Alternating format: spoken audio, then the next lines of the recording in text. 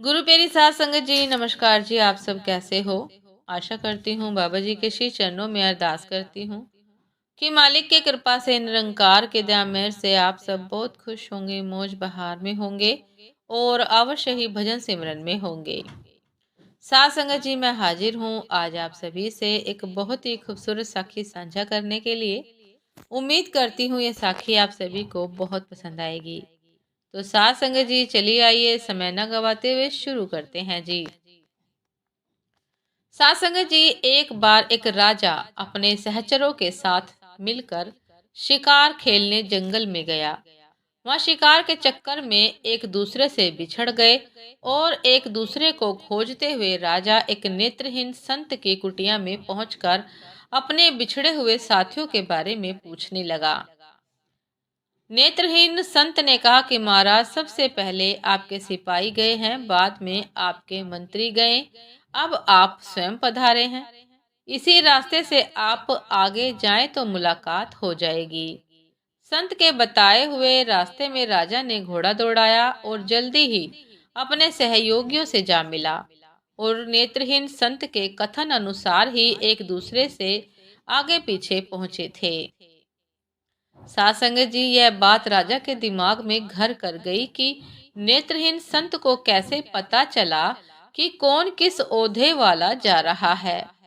लौटते समय राजा अपने अनुचरों के साथ लेकर संत की कुटिया में पहुंचकर संत से प्रश्न किया कि आप नेत्र विहीन होते हुए कैसे जान गए कि कौन जा रहा है, कौन जा रहा है, कौन आ रहा है, कौन जा रहा है, आप कैसे जान गए।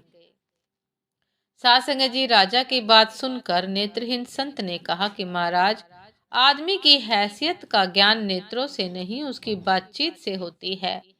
सबसे पहले जब आपके सिपाही मेरे पास से गुजरे, तब उन्होंने मुझसे पूछा कि ए अंधे, इस इधर से किसी के जाते हुए की आहट सुनाई दी क्या? तो मैं समझ गया कि यह संस्कार विहीन व्यक्ति छोटी पदवी वाले सिपाही ही होंगे। जिनको संस्कार नहीं है, संस्कार विहीन है, यह व्यक्ति छोटी पदवी वाले ही होंगे, ये सिपाही ही होंगे। जब आपके मंत्री जी आए तब उन्होंने पूछा कि बाबा जी, इधर से किसी को जाते हुए देखा है क्या? तो मैं समझ गया कि यह किसी उच्च ओहदे वाला है, क्योंकि बिना संस्कारित व्यक्ति किसी बड़े पद पर आसीन नहीं होता। इसलिए मैंने आपसे कहा कि सिपाहियों के पीछे मंत्री जी गए हैं। जब आप स्वयं आए तो आपने कहा कि सूरदास जी महाराज, आपको इधर से कि निकल कर जाने वालों की आहट तो नहीं मिली। तो मैं समझ गया कि आप राजा ही हो सकते हैं, क्योंकि आपकी वाणी में आदर सूचक शब्दों का समावेश था। और दूसरे का आदर वही कर सकता है जिसे दूसरों से आदर प्राप्त होता है, क्योंकि जिसे कभी कोई चीज नहीं मिलती तो वह उस वस्तु के गुणों को कैसे जान सकता है। दूसरी बात, यह संसार एक वृक्ष स्वरूप है। जैसे वृक्ष में डालियां तो बहुत होती है, पर जिस डाली में ज्यादा फल लगते हैं वही झुकती है। इसी अनुभव के आधार में मैं नेत्रहीन होते हुए भी सिपाहियों, मंत्री और आपके पद का पता लगाया पाया। अगर गलती हुई हो महाराज तो क्षमा करें।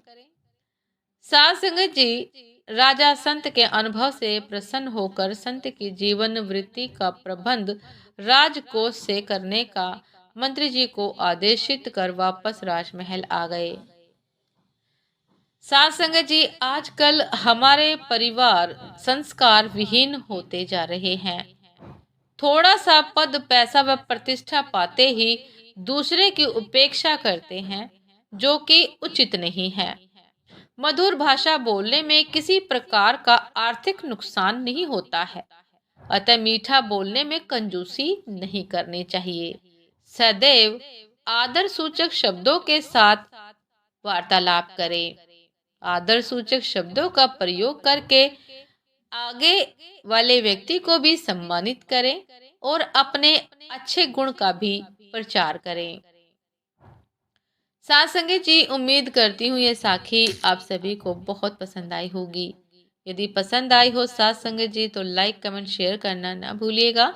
चैनल पर जो भी नए हैं कृपया करके सब्सक्राइब कर लीजिएगा ताकि चैनल पर मिलने वाली सभी शब्द साखियों के अपडेट आप सभी को समय पर मिलती रहे। साथ संगत जी आप हमें इंस्टाग्राम पर भी फॉलो कर सकते हैं। इंस्टाग्राम का लिंक डिस्क्रिप्शन बॉक्स में दिया गया है। साथ संगत जी अभी दासी को आज्ञा दीजिए, आपसे फिर मिलते हैं एक नए शब्द साखी के साथ, एक नए विचार के साथ। तब तक के लिए नमस्कार जी। सदा खुश रहिए, मुस्कुराते रहिए, भजन सिमरन अवश्य करते रहिए। नमस्कार जी।